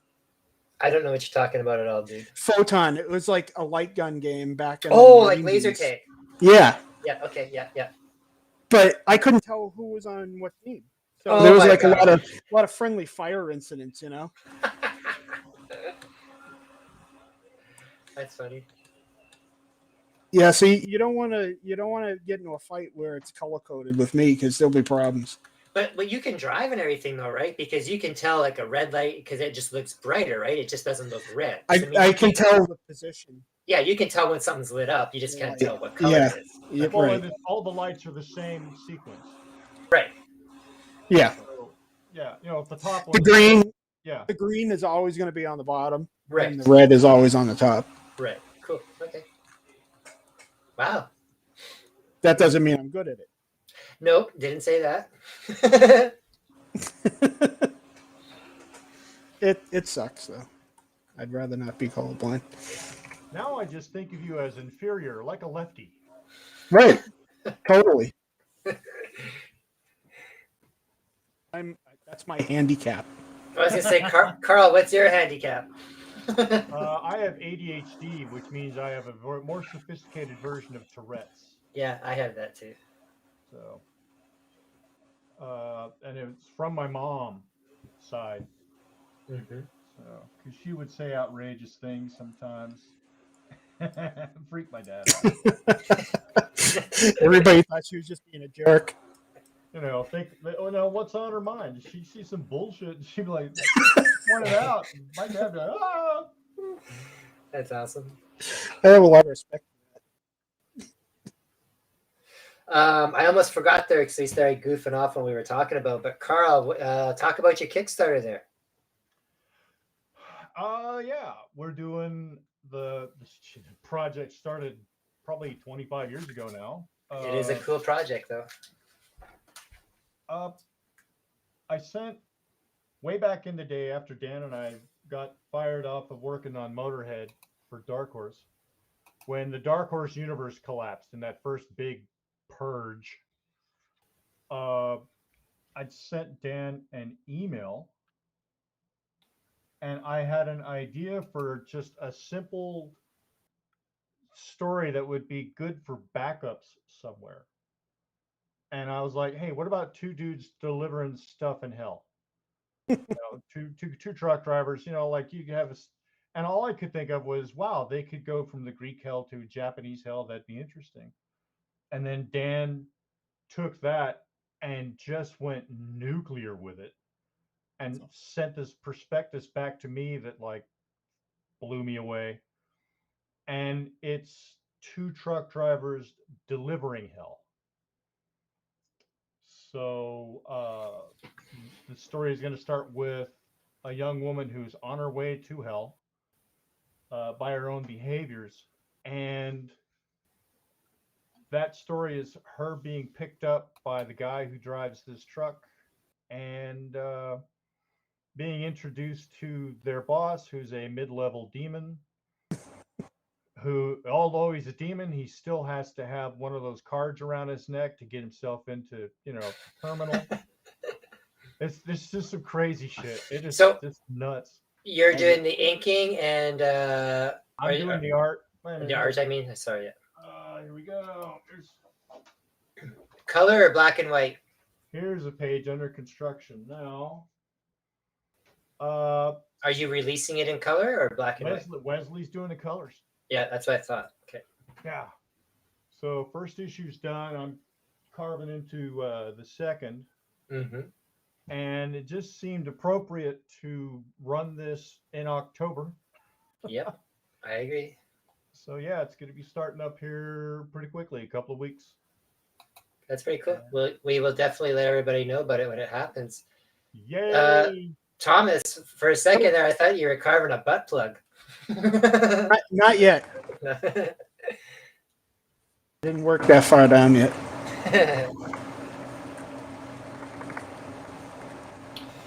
A little bit earlier, I didn't want to interrupt Karl when he was talking about his upcoming book there. But someone in the chat here is saying that Thomas's handicap is being the best sculptor in the planet. So now, I want to know is how are you sculpting and putting up these comments at the same time there, Thomas? Yeah. That's my other talent. He's got a robot or one Spot's doing that for him. Don't tell my secrets. Has either one of you guys seen the new Turtles movie? Just because we're talking about artwork and animation and stuff. I haven't seen much of anything lately. I've been so busy. I just happened to watch this the other day. It's the first movie I watched in quite a while. And I'm original Turtle guy no matter what. I like the old live action one. This one was not too bad. Again, it's totally updated. April O'Neil is a teenage black girl, sarcastic and everything. If you let stuff like that go, and if you go past the first 10 minutes of this new kind of weird animation that they got, it's pretty funny and it's pretty enjoyable. Tons of voice actors in there. It's all Seth. It's done by Seth Rogen. And it's all his crew like Paul Rudd and that all doing the voice acting and that it's hilarious.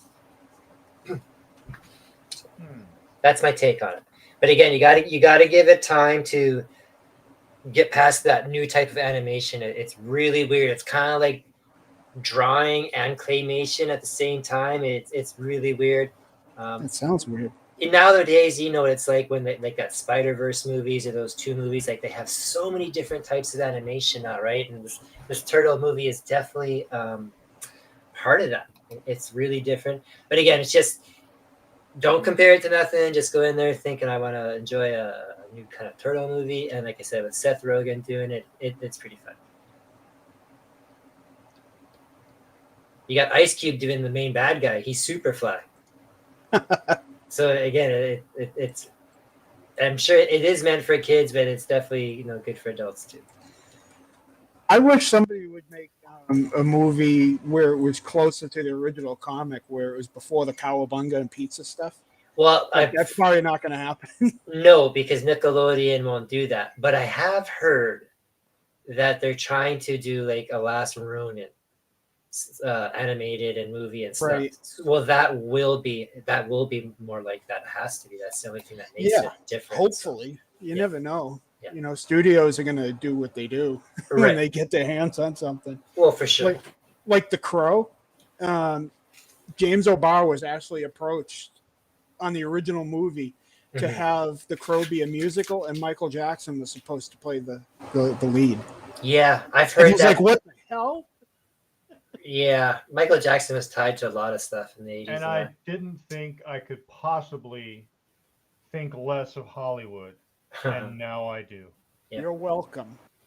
I've heard all kinds of stuff. I don't know what's true or not anymore. I do believe they are trying to make a new Crow nowadays. I know nothing's being made with the strike and that going on, but I do believe they are trying to do it. And I've heard that it might even be a female Crow. Which is whatever. I don't care either way. But I mean, I could be down for that. Me too, actually. Yeah. So I remember. Do you guys remember the movie Screamers? Yeah. I remember the female lead in Screamers. I went to see that movie in the theater, and I was watching her going, "This girl would be an excellent Crow." Okay. So yeah, that would be interesting because that, that's more of a concept. That something horrible happens and you come back to avenge this horrible thing, and I could see that happening to a woman for sure, especially in that urban setting too. Yeah, man. So I thought that would be okay, because I don't know if either one of you guys saw the Hellraiser reboot that was out a year or two ago. It's not too bad.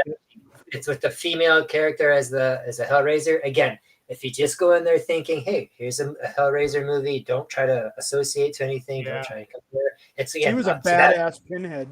Yeah, it was pretty cool. So again, I'm okay with that stuff.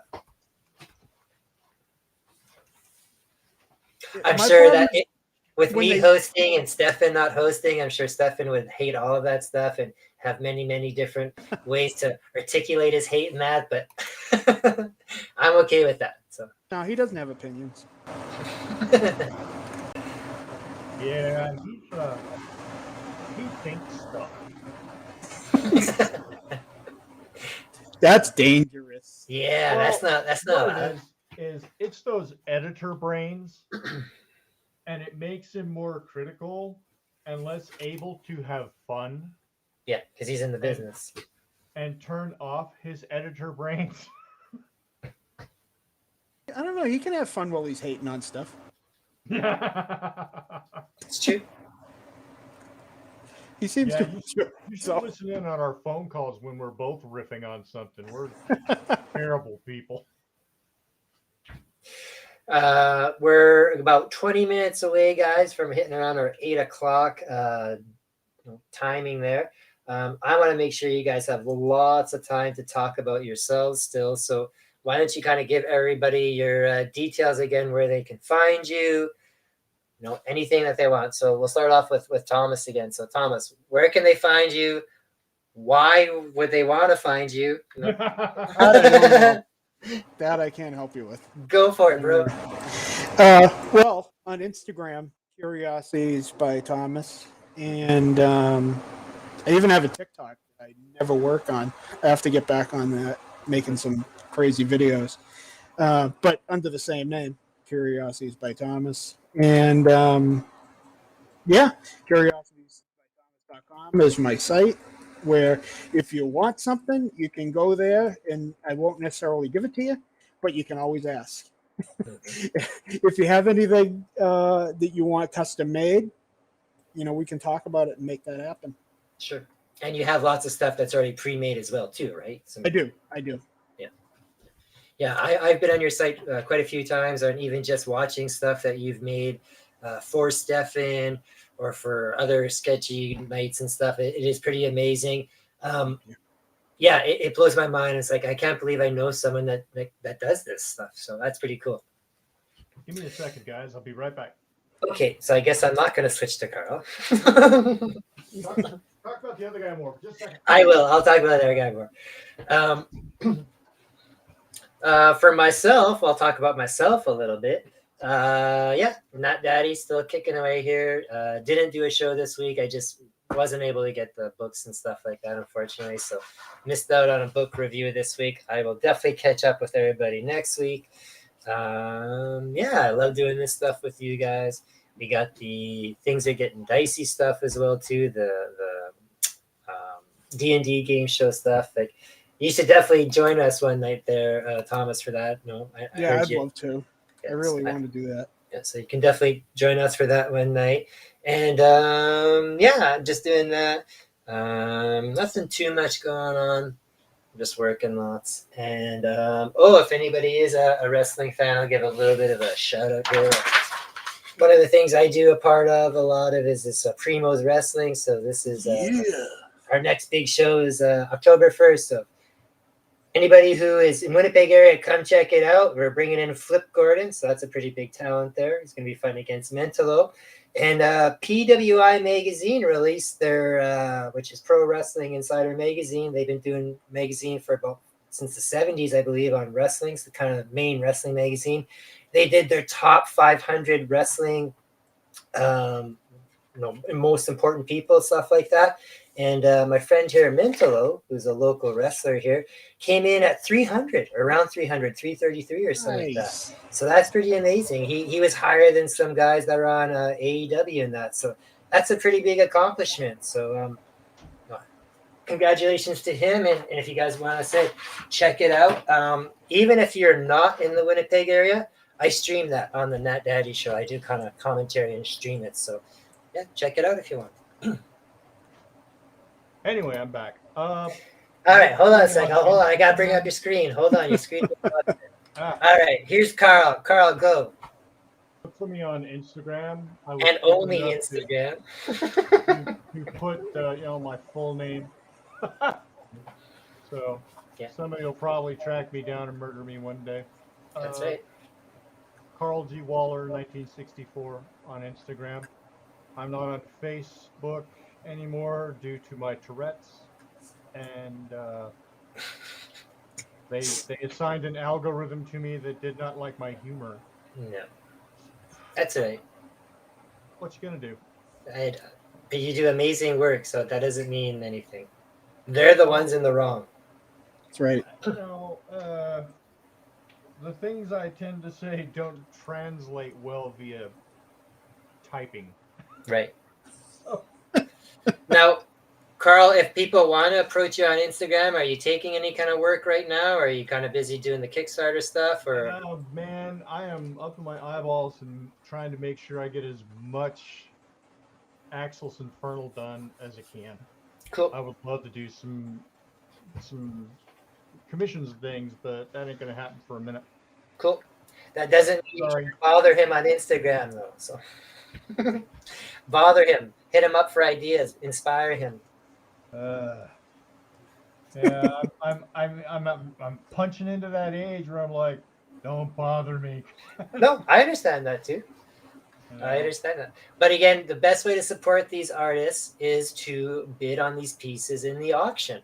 So, like I was saying a little bit earlier, for people who are new to the show and that, what happens with these pieces that are created on the tag show, it's different when we do the coaster nights, because coaster nights are done by request.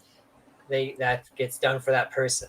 When we do the shows that have the big artwork, like tonight, like on Karl's big piece here, which I flipped to and is upside down. Like on Thomas's piece here, we got his Viking sculpture going on here right now. These, when they're completed, will be auctioned off. Well, not Tom. Sorry. It will not be auctioned off for Todd. For him, you got to go and buy his piece there. But for Karl's piece, yeah. I'll But that's definitely make them available. Yeah, that's no problem. So those will be available there. But for the pieces that get drawn on, like Karl's, when we have the other shows, when the other artists are on that, those all go to auction. So follow us. I always put it up. I share the site on the Nat Daddy page, and it goes on the Things Are Getting Sketchy page as well. And anybody else who shares it, usually Rob shares it, the artists there share it. There's an auction for a couple of days, and it's just a straight up auction. Whoever has the highest auction bid at the end of the auction, which is usually a couple of days, usually ends on Thursday, depending when the artwork gets in, wins the prize. And then you'll just contact the artist, or the artist will contact you, or me and Stefan will contact you to get shipping all worked out. And it is in US funds. So I'll say that as well now too. So, and I do believe that most pieces start off at the $50 range when we do start off. So that is what to expect. No matter what it ends up being, it is worth it. I've won lots of work from these guys, especially the coaster stuff. And like I said, I like Karl's work so much that I've reached out to him as well. And been lucky enough to get some of those blank covers work done. But don't think just because I know him, I got it done fast. Those were gone for a long time. And again, I was in no rush for those. So that's the way. I was on those for a minute. Nope. I'm sorry. No, I was fine with that. I sent them to you for that reason. Work on them when you want, So I tried to show you progress as each one slowly came together. So. It was great. Yeah, I love that. Yeah, it was cool. That's what I expected. That's what I want. Good stuff takes time. It does. Yeah. Yeah, exactly. Maybe one day I'll finally get to meet you guys all in person, because I've yet to do that. I've never even met Stefan in person yet, to be honest. I'd like to make my way over to Canada. Yeah, you guys both got to come up to Canada. I would love to come to the, see if your syrup is better than our Vermont syrup. That's all I got to say. Ooh, I don't know, man. I'm going to have to say mine because I'm Canadian, but I do know that Vermont syrup is pretty good too. So, see, you guys are just too nice. I just whipped out serious fighting words. Right. And, if you were a New Yorker, Yeah, I would have stabbed you already. To get punched in the face. Hey, well, you are only talking to me. If you were in Winnipeg right now, you would have been Oh, stabbed no. already 3 times. I'd be picking myself up off the floor, wouldn't I? That's All right. And you probably would have been set on fire as well. So Whoa. Okay. yeah, we've had a lot of fires here lately. So Yeah, that's a Canadian thing. Yeah. hmm. oh, I meant like like buildings and stuff, not forest fires. But yeah, you're right there, Carl. You're talking arson? Yeah, there's been some arson lately. Hmm. Or it maybe it hasn't been labeled as arson lately. It's just conveniently burned empty. You Or know as they what say- we've been- Yeah.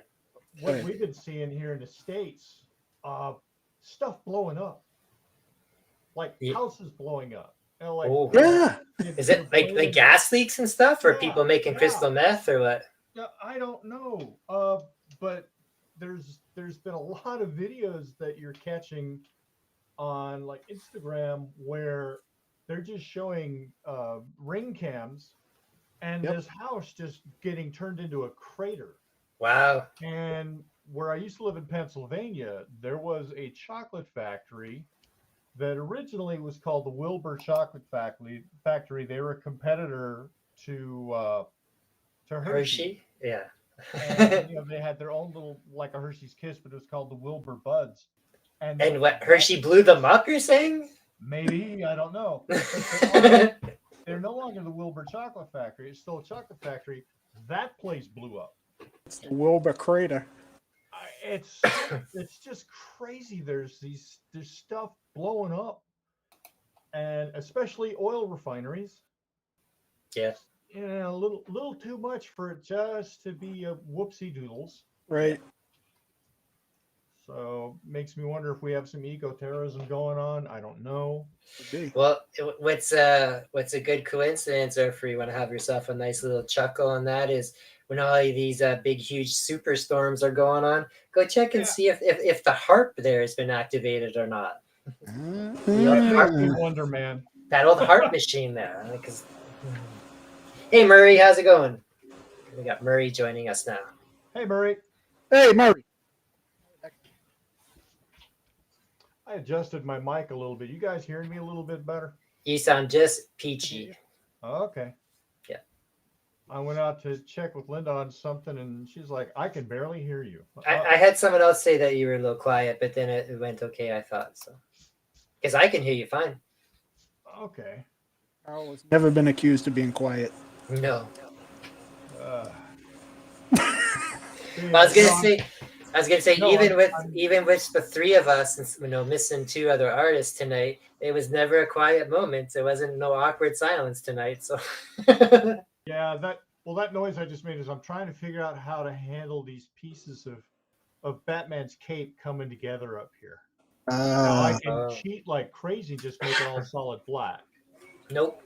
But I want to do the thing where you got the little points kind of crossing somehow. I thought it was just like that was going to be solid like that, and just have it open behind him there, like the two big wings.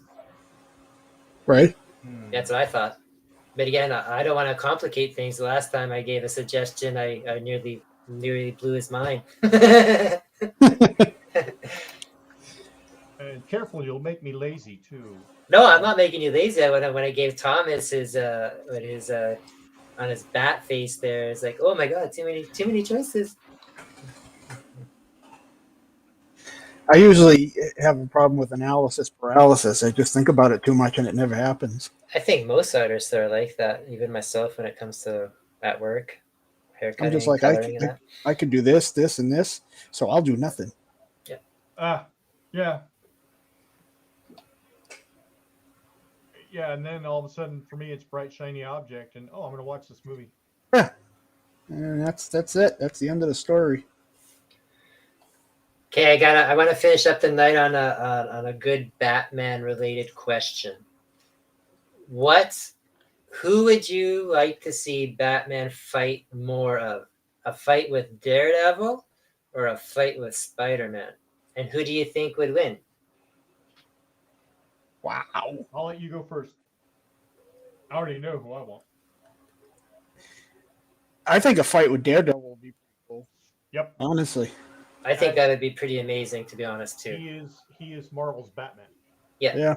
And he's Yeah. got the sonar stuff, so he can kind of read in advance a little bit too. So yeah, I think that'd be pretty amazing. I think a fight with Spider-Man would be cool too. But again, even though Spider-Man knows stronger and powers and stuff, he doesn't have the training, like fighting wise, or the the harshness, the cruelty, the desire to He's be not a lethal. sociopath. Yeah, Right. Yeah. Right. Daredevil's got some sociopath in him. for sure. Couple issues. The Phantasm, yeah, the Phantasm is awesome. I think that's one of my. That's another thing too. That from the animated series, they had that whole movie, The Mask of Phantasm, and it made that cool character. Yeah, let's figure this cape out up here. Gosh darn me all to heck. Now, if you had to pick a Marvel character to replace Batman, like to take over the Batman mantle, who would you pick?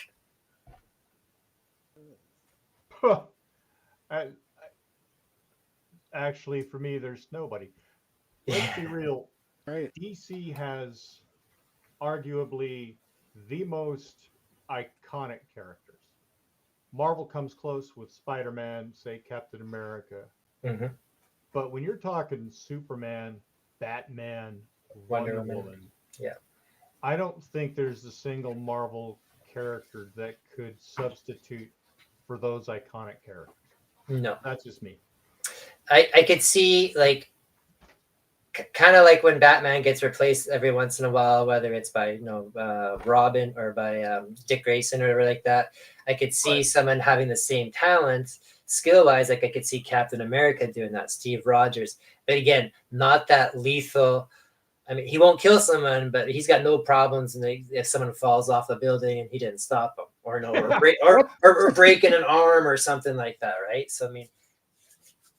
Or no, Frank Castle. Frank Castle would be a great Batman. The Punisher. Yeah, dead bodies I everywhere. know. Yeah. Boy, that'd be rough. Batman would come back from wherever he was, like in the Shadow Zone. He'd be pissed off. That would be a great story, actually. Yeah, Frank has no problem with the guns. That's right. Batman with guns too. You had one job, Right. and you killed everybody. And he's like, "Yeah, I did my job." They needed to be killed. Holy crap, that would be wild. Yeah, that would be a good time. Blood all over the place, dude. So, didn't they do a Batman Punisher? Yes, there was, but it was there was a couple of them, but the Batman wasn't Batman at the time. It was the Azrael that was the Batman. Oh yeah. So again, he kind of was more of that lethal type killer. So yeah, you lose that dynamic. You know, you have the one thing that Batman and Superman have in common, they're not going to kill somebody. Right. And Azrael is like, what? There's no toilet paper? I'm going to kill somebody for this. That's right. Somebody's got to pay. He has no problem with it whatsoever. Such a crazy costume, too. Yeah, that original limited series was really great. I recently just read the Ed Brubaker, Darwin Cook omnibus run with Catwoman, and same thing as well too. You know, with Brubaker doing the writing there, you know, has that that dark, that noir feel to it, and Darwin Cook's art there is great for Catwoman stuff. And I like Catwoman, but I've always been like, you know, Catwoman's always around just because of Batman type of thing. But in the last few years, and reading this book definitely solidified that idea that she doesn't have to be around Batman to be an amazing character and have great stories and comics and that. No, not even in a Catwoman outfit. Like she can be just a really good character. And I think a lot of that comes down to people drawing her not as Catwoman. Like, you know, like not as like a superhero type of Catwoman, like even the way they draw her nowadays, where it's kind of more like leather, like kind of how that last Batman movie was with the Lenny Kravitz's daughter there playing Catwoman.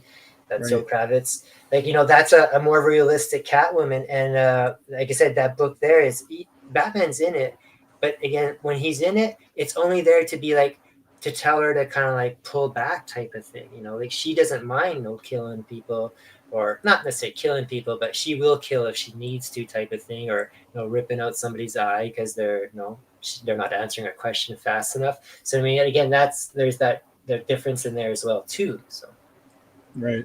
but again, it's an amazing artwork. I mean, I like Darwin Cook's pretty cool, especially drawing the female form. And I know I said that about Karl's female form, but two totally different styles.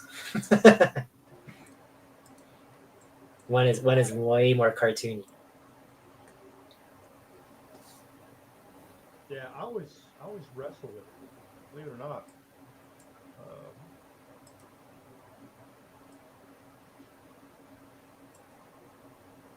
Someone saying that Birds of Prey TV series gets no respect. I don't think I saw it. And if I did, that was that series that was only on for like maybe 1 year or a couple episodes. I can't remember. Wasn't that produced by James Cameron? Might have been. No, that was Dark Angel you're thinking of. Okay, yeah. That's with Jessica Alba. That was shot in BC. That was definitely James Cameron, yeah.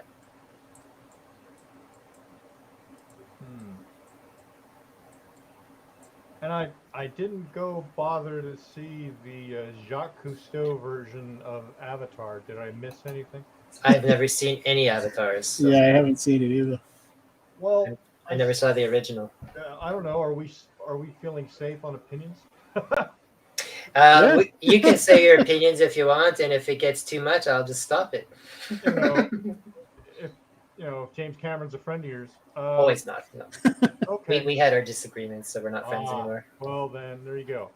No, when I saw Avatar, I was amazed at what I was seeing on the screen. I got really fed up really quickly with him telling me I was a bad person. Right.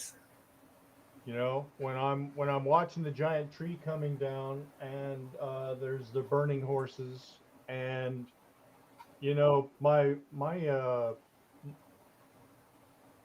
my lineages, they're all immigrants. Mm-hmm. Yeah. No, we never did any of that bad stuff. But Cameron's really good at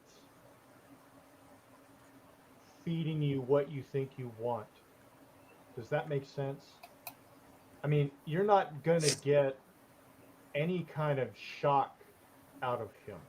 Right. Like you will out of Tarantino or you will out of Del Toro. Mm-hmm. That makes sense? Yeah. For stuff he's nowadays, a really great mathematician. But,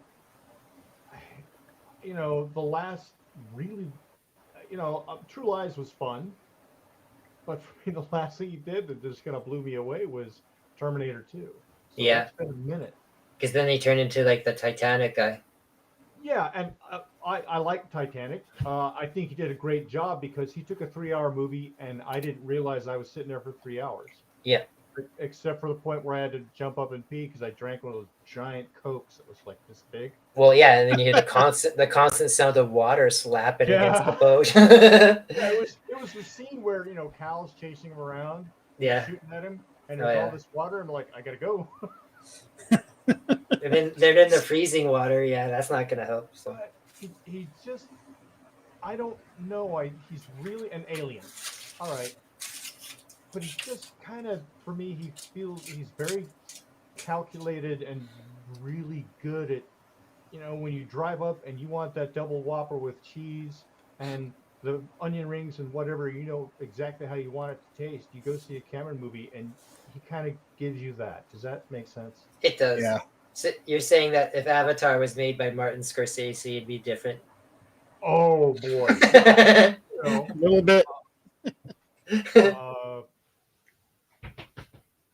who else would? I love Del Toro stuff. He has a bad habit of doing things because they're cool.